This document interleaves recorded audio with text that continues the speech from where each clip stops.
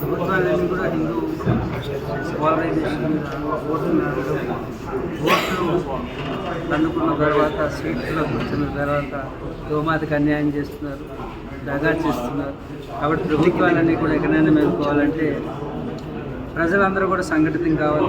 భూమాతను రక్షించినప్పుడే, ఆ భూమాతను రక్షించినప్పుడే భూమాత రక్షించబడుతుందని ప్రతి ఒక్కరూ కూడా భూమిని రక్షించడం బాధ్యతను తెలుసుకుని యువత ముఖ్యంగా పాల్గొని, అలాగే పీఠాధిపతులు అందరూ కూడా ఈ యొక్క ఉద్యమంలో పాల్గొనాలని, అలాగే గుళ్ళో ఉన్నటువంటి ప్రతి పూజారి కూడా గోమాత యొక్క విశిష్టతని చెప్పి ప్రతి ఒక్కరిలో చైతన్యం వచ్చినప్పుడు మాత్రమే ఈ గోవధ ఆగుతుంది. పరనంద చేసే ముందు మనం ఏం చేస్తున్నామో కూడా ప్రతి ఒక్కరు పరామర్శించుకోవాలి. ఎదుటివారిని విమర్శించడమే కాదు, పరామర్శించుకుని మనం అందరం చైతన్యపరుచుకుని మనం అందరం కూడా ఏకత వచ్చినప్పుడు మాత్రమే ఈ గోవధని నిర్మూలించగలుగుతాము. ప్రభుత్వాలు కూడా వాటి అంతటవే మన మాట వినేటట్టుగా ఆ యొక్క దారిలోకి వస్తాయి. అప్పటి వరకు కూడా మనం సంఘటితం కానంతసేపు కూడా ప్రభుత్వాలు ఏం చేయలేదు.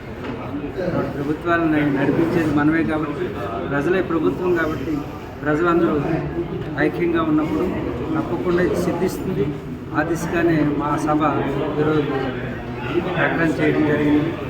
అలాగే 7వ తారీఖు జరిగేటటువంటి బక్రీద్ సందర్భంగా గోహత్యలను ఆపండి, గోవధన ఆపండి, ఆపితే ప్రభుత్వం వారు కూడా బాధ్యతతో కలిగి చట్టాలని అమలుపరిచినట్లయితే గోవధ ఆగుతుందని బక్రీద్ని బ్లాక్ డేగా ప్రకటించడం జరుగుతుంది. అంటే రైట్. ఇంకోటి అండి, క్రిస్టియన్ సంబంధించిన ఒక వ్యక్తి అజయ్ బాబు అనే వ్యక్తిలో ఒక వీడియో చెప్పాడు. మేము చంపేస్తున్నాం, మేము ఏదైతే గోమాంసం దున్న మాంసం ఎండల మనిషి హిందూరు పప్పు సాంబార్ బతికేస్తున్నారు, మామయ్య ఇప్పుడు ఏడుస్తున్నారు అని చెప్పి అజయ్ బాబు ఎవరైతే గుడ్డు మాంసం ఉంటారో వాళ్ళకి గుడ్డుల్లా తయారవుతుంది మనసు. కాబట్టి అలాంటి మాటలు హిందువులలో కానీ, ఈ యొక్క గోమాతను సేవించే రక్షకులు కానీ అలాంటి మాటలు అన్ని పశుపద్యాలను మేము ప్రయోగించలేదు. వారి యొక్క విద్యత, వారి గుడ్డు మాంసం తినడం వల్లనే గుడ్డులో తయారవుతారు. జైసా అన్ వైసా మన్ అంటారు. ఎలాంటి అన్నం తింటారో అలాంటి మనసు తయారవుతుందంట. ఈ కళ్ళు కట్టినటువంటి తీవ్రవాదాలు వీళ్ళందరూ కూడా ఎవరు? ఈ యొక్క గోమాంసం భక్షించేవాళ్ళు, నంది మాంసం భక్షించేవాళ్ళు. అది ఏమవుతుందంటే, ఎవరైనా గోవుని క్షీరాన్ని ఆరాధించి తీసుకుంటే అది ప్రసాదమై వారి జీవితానికి యోగాన్ని అందిస్తుంది. అదే గోవుని భక్షించేవాడికి అది శాపమై వాడి జాతినే వాడు నాశనం చేసుకునేటువంటి బుద్ధిని ఇస్తుంది.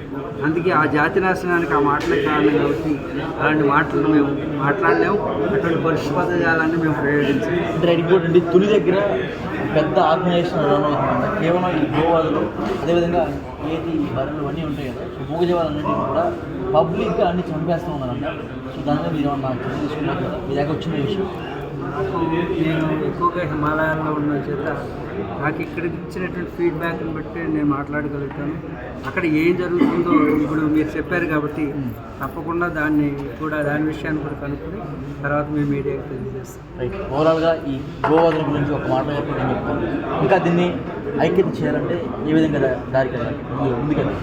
అది ప్రతి మనుషులు ఇప్పుడు చూడండి, ఇది ఒక మాఫియా అనేది తయారైంది.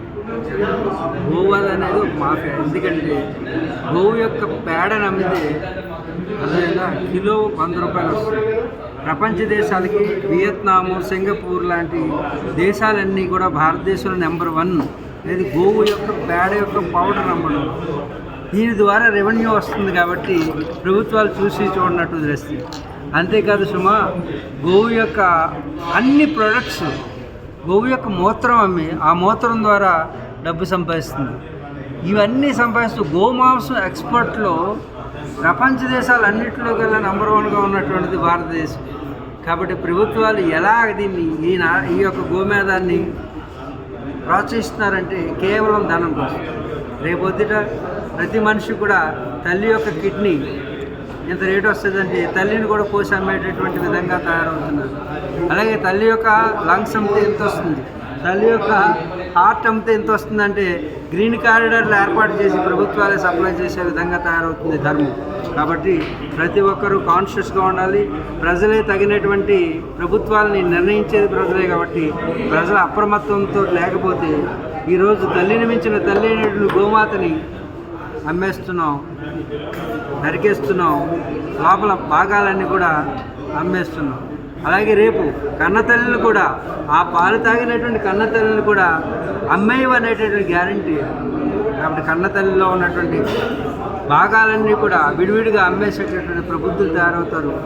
ఇప్పుడే ప్రతి ఒక్కరూ చైతన్యవంతులు కండి, ప్రజలందరూ కూడా ఐకమత్యంతో ఉండండి.